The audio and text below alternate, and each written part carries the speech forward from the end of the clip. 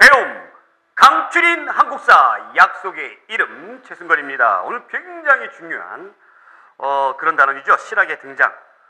부제가 성공만 했더라면 뭐 벌써 이제 아쉬운 느낌이 딱 와요. 성공만 했으면 얼마나 좋았을까라는 그런 생각이 드는데 오늘 실학에 대해서 한번 정말 심도 있게 한번 공부 한번 해보도록 하겠습니다. 실학의 등장.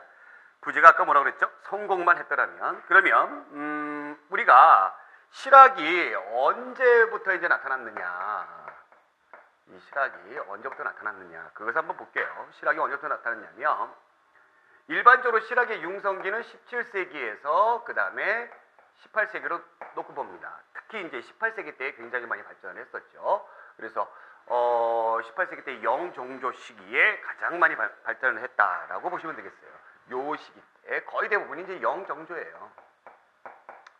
영종조. 그만큼 이 시대가 어떤 그 분강으로부터 전 시대에 비해서 좀 더 자유로웠고 또 개혁적인 어떤 성향을 또 가지고 있었던 군주가 있었고, 자 그렇게 했었죠. 그 다음에 이제 우리가 이 실학이 요때 이제 융성을 했습니다만 사실 등장했던 부분들은 우리가 이제 임진왜란 그 전후에서 실학이 등장을 했습니다. 그래서 한 200년 동안 그 성리학 가지고 굉장히 울고 먹었잖아요. 그래서 이런 것들이 조금 학문적인 어떤 한계가 오지 않았는가. 그래서 실학이 또 등장을 하게 된 그런 시점을 우리가 여러분들이 기억해 주시기 바라고요. 실학의 등장 배경 한번 볼게요. 교재 162페이지 배경.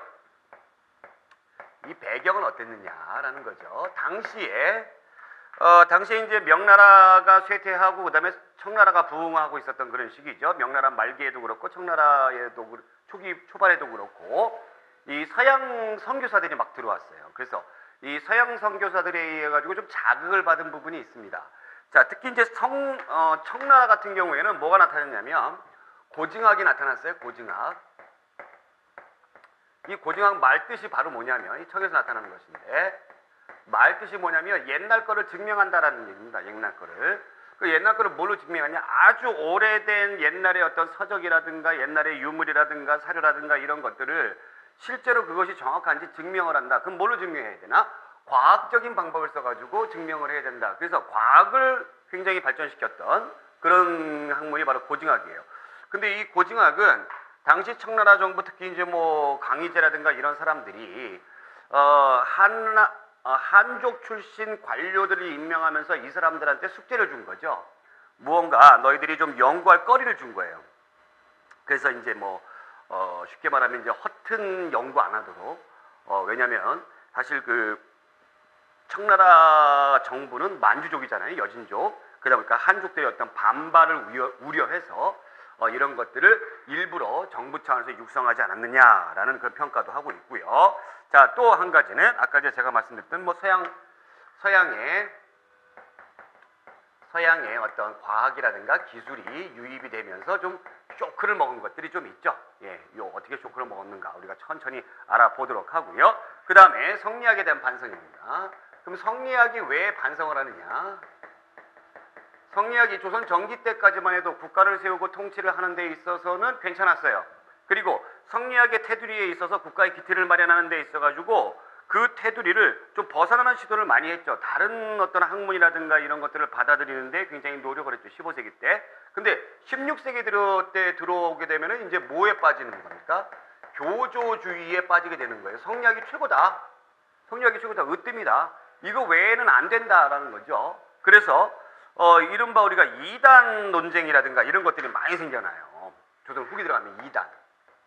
그래서 성리학을 비판한다거나 이러면은 막 넌 이단이야 해가지고 막 심지어 사형 먹고 죽이기도 하고 이런 것들이 생겨납니다. 근데 이 성리학에 대한 반성이 근본적으로 나타난 거는 바로 당시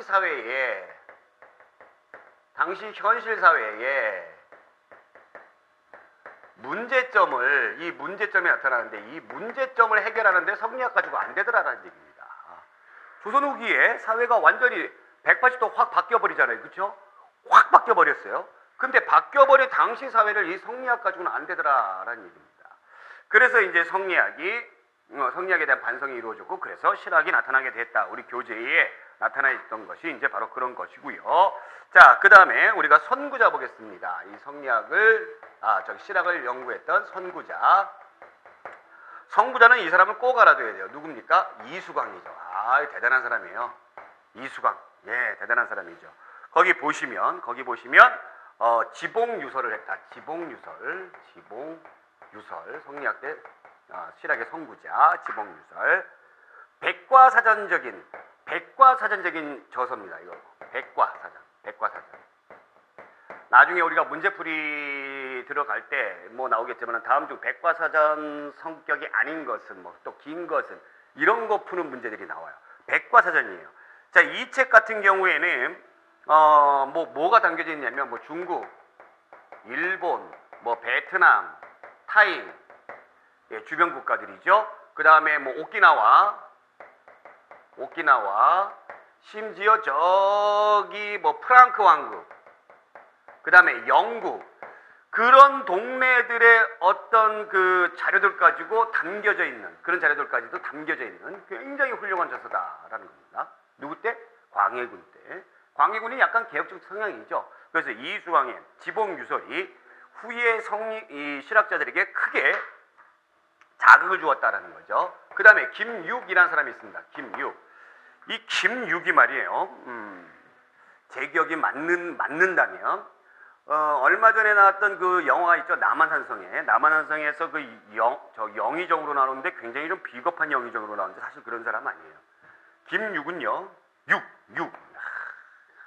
좀 오랫동안 광해군부터 이제 그 인조 때까지 굉장히 그 고위관직을 했던 그런 사람인데 이 사람이 주장했던 건 대동법입니다.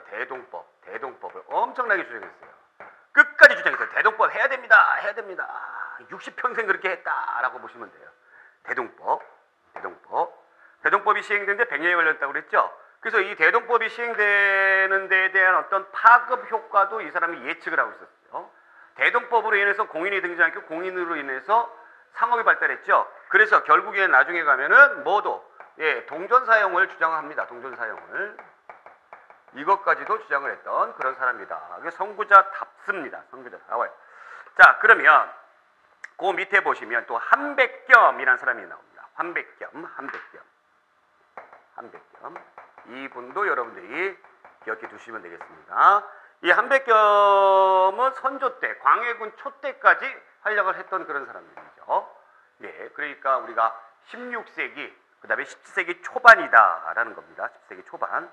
자, 이 사람이 했던 것이 거기 우리 교재는 실증적, 고증학적 방법으로 조선의 역사와 지리를 연구했다라고 나오는데 이게 이제 동국지리지예요. 동국지리지를 딱 했다. 실증적, 고증학적 방법이다. 고증학적. 실증이란 말이 고증학이죠. 고증하는 거죠. 실증적, 고증학적. 그런 방법을 이용해가지고 우리나라 지리를 연구를 했다라는 거죠. 그러니까 굉장히 과학적인 방법으로 이 당시에 근접했던, 자, 요 사람들이 선구자라고 할 수 있는 것은 거의 대부분이 15세기 말에서 16세기 초반 사이에 있었던 사람들이죠. 그래서 선구자다라고 얘기를 하는 겁니다. 자, 그러면 성리학의 절대와 경역을 한번 보겠습니다. 성리학의 절대와 아까 얘기했던 그런 부분들대로 서인들이 집권하게 되면서, 그렇죠, 주자가 으뜸이었죠. 그래서 성리학에 대한 비판을 합니다. 거기 보시면 윤휴라든가 또 양명학, 노정사상 이런 것도 우리가 지난 시간에 공부를 했습니다. 그래서 성리학의 성리학을 만드는 주자잖아요. 주자의 학설을 좀 비판하는 그런 부분들도 있어요. 당시 변화가 됐던 그런 사회가 이 성리학 가지고는 안 된다. 주자의 학설이 좀 맞지 않다. 이렇게 비판했던 사람들이 있습니다. 그 대표적인 사람들이 윤휴라든가 거기 나와 있는 박세당이에요. 이 사람들이 엄청나게 성리학을 비판하는데 이 사람들 결국에 뭐냐? 사문난적으로 몰려서 결국에 퇴출당한다는 거죠. 사문난적으로 몰려서. 그러니까 사악한 학문이다라는 뜻이에요. 사문난적이라는 뜻이 사악한 학문이다. 윤희 같은 경우는 처형당하고 아주 심각했던 것이죠. 그래서 당시에는 그 서인들이 집권하고 있는 상황에서 성리학을 함부로 비판한다든가 이런 어떤 그런 분위기가 안 됐다라는 겁니다. 그리고 이제 지난 시간에 얘기했던 뭐 정제두에 의한 또 양명학도 강화학파가 형성이 되는 그런 과정들, 바로 성리학의 문제점이 있기 때문에 이런 것들이 나왔던 것이죠. 자, 성리학의 절대화에 대해서 한번 알아보겠습니다. 뭐 요거는 제가 좀 이따 다시 보여드리기로 하고. 성리학의 절대화. 윤휴는 주자에 반대하고 거슬려서 경전의 체제와 문장을 마구 뜯어 고쳤으며 중용에 대해서는 주자가 붙인 주석을 더욱 많이 고쳤다. 그리고 항상 스스로 말하기를 자사의 뜻을 주자가 혼자 알았는데 내가 혼자 모르겠는가라고 하였으니 이는 실로 사문난적이다. 즉 윤휴의 비판을 어떻게 하는 겁니까? 윤휴의 비판을 그 자체를 비난하는 그런 글이 되겠죠. 자, 이런 것들이 당시 사회의 배경이다라고 보시면 되겠어요. 자, 그러면 우리가 중농학파, 이제 실학의 중농학파에 대해서 꼼꼼하게 한번 정리를 한번 해보도록 하겠습니다. 여기 나와 있는 사람들이 중농학파인데, 중농학파다. 그런데 이 학파를 여러분들이 그 이름 붙이는 게 굉장히 좀 힘들어요. 네, 힘들다고 놓으시는 거예요. 그래서 조금 여러분들이 요거 공부하실 때는 조금 생각을 좀 해주셔야 됩니다. 네, 농업을 중요시 여겼어요. 그래서 이른바 이 사람들이 경세치용입니다. 경세치용, 즉 농업, 바깔 경자. 네, 그래서 세상을 바꾸는 데 있어서 농업을 으뜸으로 여겨서 쓸모있게 만들어야 된다라는 겁니다. 그 대표적인 사람이 유영원, 이익, 정약용 있는데, 중농학파는 약간 그 시골적인 분위기에서 자란 사람들이 많아요. 그래서 이거 외울 때에 약간은 그냥 촌스럽게 이렇게 외우세요. 정이윤 이렇게 외우세요. 정약용, 이익, 유영원이에요. 자, 그러면 반개 수록을 주습니다. 반개가 유영원의 호죠. 호, 반개 수록. 자, 이 사람은 중농학파다 보니까 토지 제도를 많이 개혁을 하려고 노력을 하죠. 그래서 균존론을 준다. 균존론. 말 그대로 땅을 똑같이 균등하게 백성들에게 나눠주자라는 건데, 중요한 거는 균등하게 나눠주는 건 좋은데 어떻게 균등하게? 신분에 따른 토지에 차등을 준다라는 거죠. 차등 분배입니다. 차등 분배. 예, 그럼 같은 농민들이면은 그 농민들 사이에서 똑같이 주자라는 거예요. 자, 여기에서 뭐 양반의 문벌 제도라든가 과거 제도라든가 노비제의 모순을 비판하는데, 자, 중요한 거는 어찌됐건 신분에 따른 토지의 차등 분배라고 분명히 여기 얘기했죠. 날 봐야 돼요. 얘기했죠. 여러분들이 시험 문제에서 여러분들을 어떻게 꼬시냐면은, 오답해석을 어떻게 꼬시냐면은, 유영원 딱 이러고 해놓고서 신분제 타파, 문벌제도 비난, 뭐 신분제 타파, 그래서 어떤 차별 없는 그런 세상, 그런 거를 주장을 했다라고 문제가 나오면 틀린다는 얘기입니다. 틀린다는 얘기예요. 양반의 문벌제도, 과거제도, 노비제의 모습을 비판했습니다만 신분제는 유지한다는 얘기입니다. 유지하되 나쁜 점은 뜯어 고치자라는 주장이에요. 유영원의. 자, 그 다음에 이익 보겠습니다. 이익도 역시 성호사설이라는 책을 만들었어요. 성호사설. 이 성호사설도 굉장히 중요한 책인데, 이 사람 때문에 뭐 성호학파가 형성이 되고 막 이렇게 했다 그러는데, 백과사전적인 저술이죠.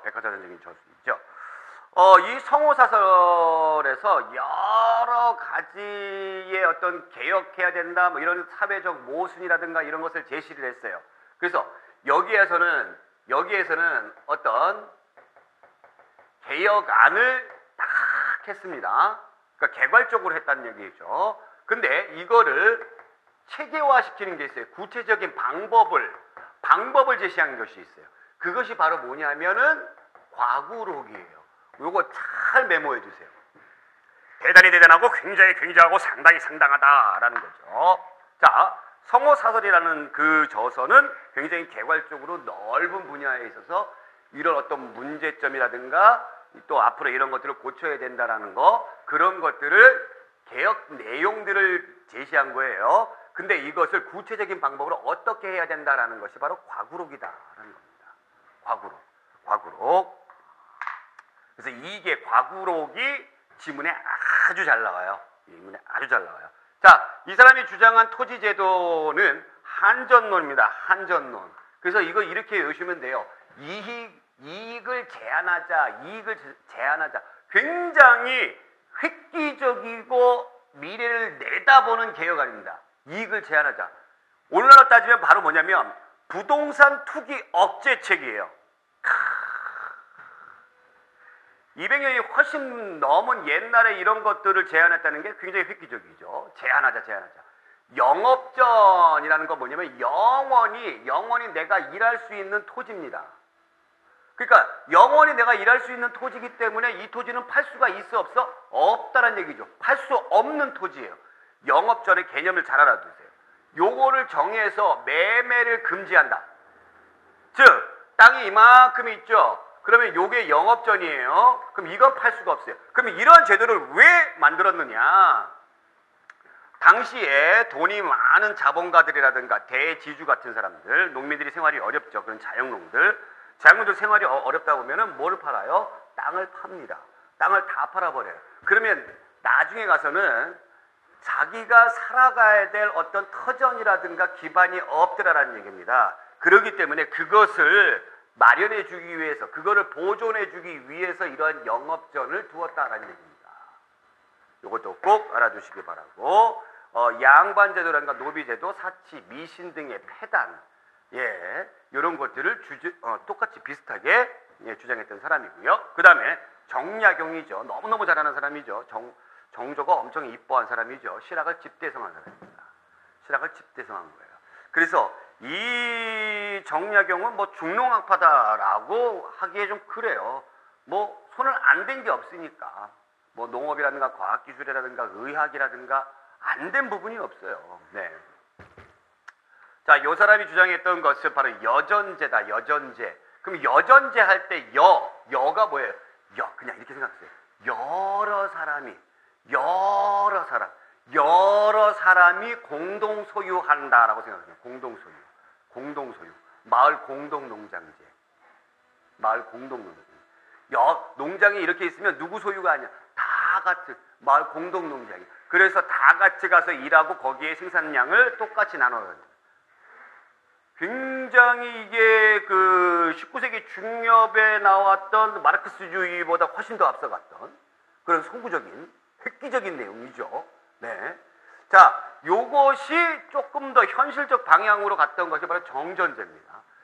여전제가. 그럼 여전제를 어떻게 할 것이냐? 그래서 여러 사람이 이걸 뭐 어떻게 운영할 것이냐? 세금을 어떻게 낼 것이며, 그래서 정전제인데 이 우물정자를 딱 이렇게 하면은 우리 역사에 이 우물정자 들어가는 것들이 많이 있죠. 세종 때 만들었던 악보, 정간보가 있듯이 우물정자가 있죠. 그러면 이 우물정자가 이렇게 딱 이렇게 있으면 토지가 똑같죠. 그 얘 내비둬요. 얘 내비두고 여기 열심히 농사 짓습니다. 농사 지어요. 그리고 여기도 같이 농사 지어요. 같이 농사 지고 여기에서 농사 짓는 거는 뭘로 내는 거다? 세금으로 낸다라는 겁니다. 자, 이 사람이 지은 그 저서가 경세유표, 경경 이렇게 서울경자 이렇게 생각하세요. 그래서 중앙의 어떤 행정제도의 모순을, 개혁안을 여기에다가 그 제시를 했었고, 목민심서는 목민관이죠. 지방에 가는 그 어떤 수령들이 어떻게 하면 지방에서 내가 잘 다스릴 수 있을 것인가, 그것들을 제시한 그런 저서다라고 보시면 되겠습니다. 자, 그래서 우리가 요 부분들까지 이야기를 했고요. 정약용의 여전제까지 했고, 이 여전을 한번 보겠습니다. 이 여가 마을 여자예요. 그래서 이제 여러 사람 이렇게 두셔보면 돼요. 마을에는 여장을 두고 일여의 농토를 여에 사는 사람들로 하여금 함께 다스리고 같이 농사짓게 하되 내 땅, 네 땅의 구별이 없고 오직 여장의 명령에 따르게 하는 것이다. 그들이 매양 하루의 일을 하면 여장은 그들의 노력을 장부에 매일 기록하여 두었다가 추수할 때에 곡식의 수확을 전부 여장의 집으로 운반해 놓고 그 곡물을 나누되 먼저 나라에 바치는 세금을 떼어놓고 그 다음에 여장에 봉급을 주고 그 나머지를 가지고 장부에 기준하여 분배한다. 자, 여기 딱 나와 있습니다. 자, 그 다음에 이제 우리가 그 중상학파, 중상학파, 상공업 중심의 그래서 중상학파. 이 중상학파, 상공업을 중시 여긴다. 중상학파라고도 하고 이 사람들을 뭐라고 그러냐면 북학파라고도 하는 거예요. 북학파, 청해과학기술을 본받아야 된다. 그래서 요 사람들은 좀 도시의 자유로운 분위기에서 성장했던 사람들입니다. 도시의 아주 자유로운 어떤 분위기. 자, 그래서 뭐 거기 대표적인 학자들 쭉 나와 있죠. 그래서 유수원이 있습니다. 유수원. 우스운 사람의 우서 이렇게 생각해요. 우스운 사람의 우서 이렇게 생각하세요. 우스운 사람의 우서, 유수원의 우서. 이 우서에서 뭐를 강조했냐면 사농공상의 직업 평등을 강조한다는 거예요. 사농공상의 직업 평등을 강조합니다. 우서에서. 사농공상의 직업 평등. 그러니까 선비와 그 다음에 농민과 수공업자 상인들의 직업상의 평등. 원래 성리학에서는 사농공상 이것의 직업의 귀천이죠. 이것이 없다라는 겁니다. 이것을 대표적으로 이 우서에서 강조를 했어요. 영조 때에 이 유수원이 활동을 했는데 결국에는 너무 심한 어떤 개혁안이라든가 이런 것들 때문에 처형당해 죽습니다. 우서. 자, 그 다음에 홍대영, 임하경륜, 의산문답, 담원연기 등등등등 나와 있는데 이 가운데서 의산문답이 제일 중요해요. 의산문답. 의산문답은 바로 뭐냐면 이 사람이 이제 북경에 방문을 하면서 그 북경에 방문을 하면서 그때에 느꼈던 점을 여기다 쓴 거예요. 의산문답이라고. 이 의산이라는 건요. 의무려산이라고 그래서 그냥 의산, 줄여서 의산. 중국에 있는 산입니다. 중국에 있는 산이에요, 산. 그래서 이 중국에 있는 산, 소설 같은 책인데 여기에서 이런 것들이 나온 거예요. 기술혁신, 문벌제도 폐지, 성리학적 극복 이런 것들을 강조합니다. 자, 중농학파하고 중상학파하고 어떤 차이점이 있냐면 사회를 개혁해야 된다라는 차이점이 있는데 중농학파는 약간 온건적인 성격이고요. 중상학파는 좀 약간 강경한 성격이라고 보시면 돼요. 아예 신분제 없애야 된다. 아예 신분제 없애야 된다. 신분제를 없애야 된다. 라고 주장을 해요. 특히 이 사람이 여기에서 중국 중심의 세계관 탈피해야 된다. 서양의 과학기술 수용을 주장해야 된다. 북경을 딱 갔다 오니까 청나라 갔다 오니까 청나라의 과학기술이 엄청나게 발전을 했는데 그 발전했던 그 내용을 딱 보니까 서양의 과학기술이 많이 들어와 있더라라는 겁니다. 그래서 서양의 과학기술에 굉장히 충격을 받아요. 아, 그렇구나. 그래서 이 의산문답에 이 사람이 뭘 주장하냐면 지전설을 주장합니다. 지전설이 뭐죠? 지구가 돈다라는 얘기입니다. 지구가 돌아. 지동설이죠, 지동설. 예, 지구가 돈다. 이 지구가 돈다. 코페르니쿠스, 그 다음에 뭐 갈릴레이 이런 사람들이 있죠. 지구가 돈다. 이것을 받아들여요. 이것을 주장한다. 홍대용. 어디에서? 의산문답에서. 의산이 어디라고요? 중국에 있는 의산. 중국에. 이거 왜 줬다고요? 북경에 갔다 오는 거예요. 중국 갔다 오는 거예요. 자, 홍대영이 이것을 했었고, 자, 그 다음에 박지원이 있습니다. 박지원. 네, 박지원 뭐 굉장히 훌륭한 사람이죠. 그래서 당시 양반 사회를 풍자를 하는, 그래서 양반전. 여기 나와 있네요. 양반전. 그렇죠? 그 다음에 허생전은 우리가 지문에 한번 읽었었죠. 그래서 도고를 비판하는 글이 여기에 잘 나타나 있죠. 소설인데 당시 사회를 비판하는 거죠. 자, 이 사람도 역시 수레라든가 선박, 화폐 이용을 주장합니다. 자, 이런 것을 주장했다는 것은 곧 뭘 주장하는 거예요? 바로 유통을 주장하는 것이다. 라는 얘기입니다. 그래서 이 사람의 글 중에 어떤 글이 있냐면 이런 글이 있죠. 뭐 저기 어디 남쪽에 있는 젓갈이 있는 젓갈. 우리가 뭐 김치에 넣고 그냥 먹기도 하고 이 젓갈 있잖아요. 이 젓갈이 뭐 강원도 산골짜기라든가 그 다음에 저기 북부지방 같은 경우에는 없어서 못 먹고 있다고 하더라도 굉장히 비싸죠. 그렇죠? 자, 이게 왜 그러느냐? 유통이 안 되기 때문에 그렇다. 그 유통이 잘 되게 되면은 가격도 낮춰지게 되고 또 이런 생산지도 더욱 어떻게 된다? 활력이 엄청나게 생겨날 것이다 라는 것을 주장했던 것이 바로 박지원이다 라는 거죠. 박지원의 손자가 나중에 개화 사상을 가지고 있는 흥선대원군 때 개화 사상을 가지고 있는 박규수예요. 박규수. 알아두세요. 박규수. 네. 자, 그 다음에 박제가가 있습니다. 박제가는 서울이죠. 예, 서울 출신입니다. 북학의라는 책을 졌어요. 북학의라는 책을 졌어요. 뭐 박지원도 그렇고 박제가도 그렇고요. 둘 다 중국에 사신으로 갔다 오거든요. 예, 사신으로 갔다 오는데 그게 시험 문제 나와요. 사신으로 갔다 와서 쓴 글 중에 뭐 어쩌고저쩌고 뭐 이렇게 나오는데 이걸 가지고 한 사람만 딱 알게 되면은 답을 섣불리 찍을 수 있어요. 둘 다 갔다 와요. 뭐 이 사람도 갔다 오잖아요. 그렇죠? 그래서 문제를 끝까지 보셔야 돼요. 북학의라는 책을 주었는데 누가? 박제가가. 사실 이 중상학파들 가운데서 제일 시험 문제 잘 나온 사람은 박제가입니다. 그래서 이거 이렇게 이어지세요. 당신 뭐하는 사람이요? 그때 박제가가 뭐라고 그랬습니까? 제가 북학파입니다. 제가 북학파입니다. 북학파. 네, 역시 똑같죠? 소비, 뭐 수레, 선박, 화폐 이런 거 똑같이 강조하는데 이분은 아주 특이하게 소비를 강조하죠. 많은 사람들이 저축을 많이 강조하는데 이 사람이 소비를 강조해요. 소비를 왜 강조하죠?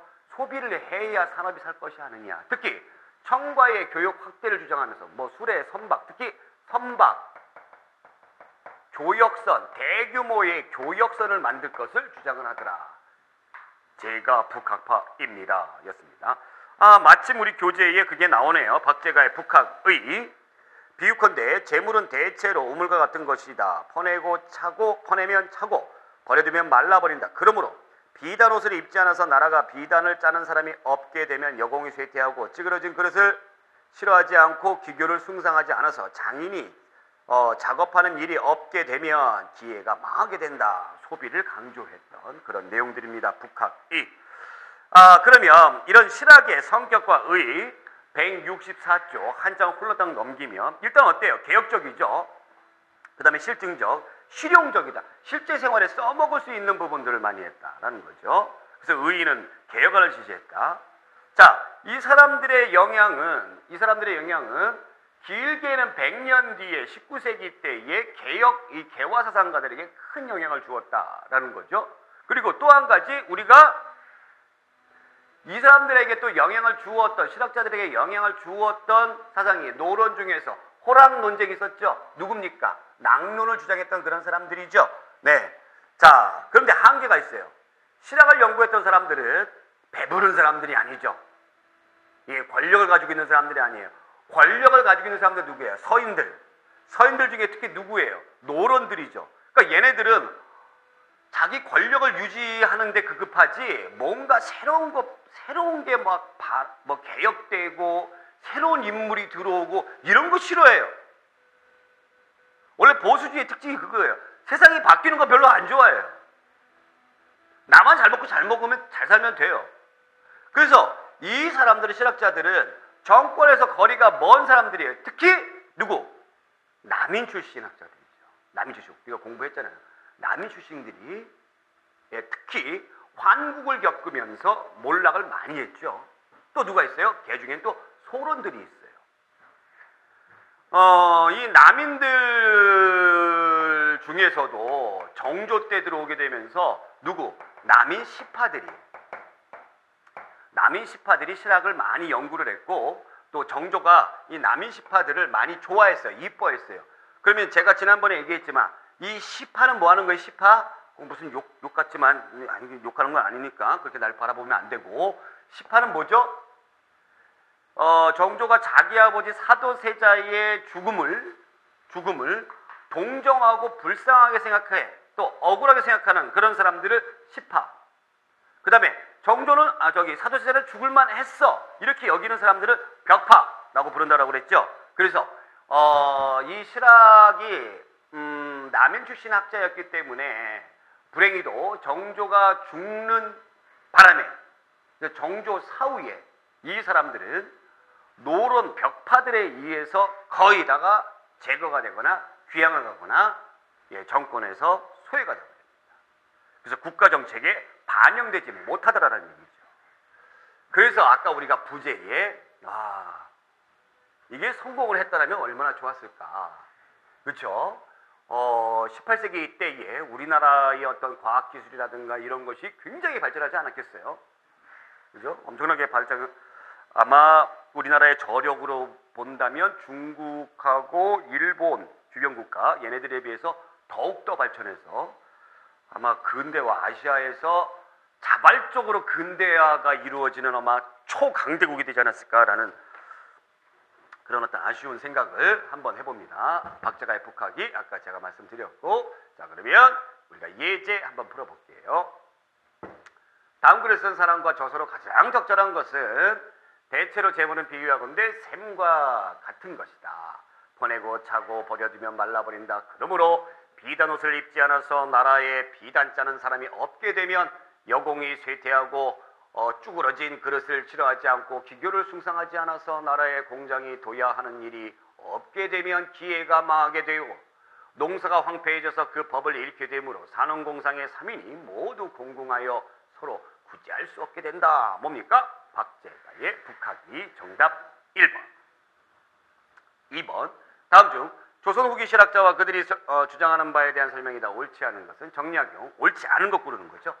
농업 중심의 개혁론이 선구자로 균전론을 지지했다. 틀렸죠? 균전론은 누구예요? 유영원이죠. 이 사람은 뭐 했어요? 여전론. 여전론을 보다 체계화시킨 것이 정전론. 틀렸어요. 홍대용. 무역선을 파견하여 청에서 행해지는 국제무역에도 참여해야 된다고 주장했습니다. 이건 누가 한 겁니까? 박제가가 한 거죠. 틀렸죠. 유수원. 웃어. 우스운 사람의 웃어.